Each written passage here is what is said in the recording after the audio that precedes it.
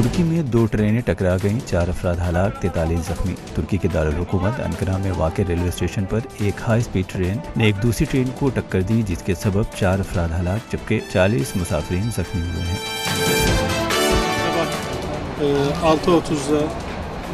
یہ حادثہ صبح 6:30 بجے پیش آیا، جہاں ایک ٹرین انقرہ اسٹیشن سے مغربی شہر کونیا کی طرف جانے کے لیے کھڑی تھی کہ اچانک دوسری جانب سے ایک ہائی سپیڈ ٹرین اس سے ٹکرا گئی۔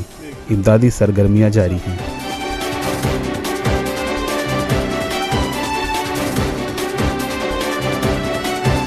اس حادثے کے بعد بڑی تعداد میں ریسکیو ٹیمیں متاثرین کی مدد کر رہی ہے، تاہم برف باری کے باعث ریسکیو ٹیموں کو مشکلات کا سامنا کرنا پڑ رہا ہے۔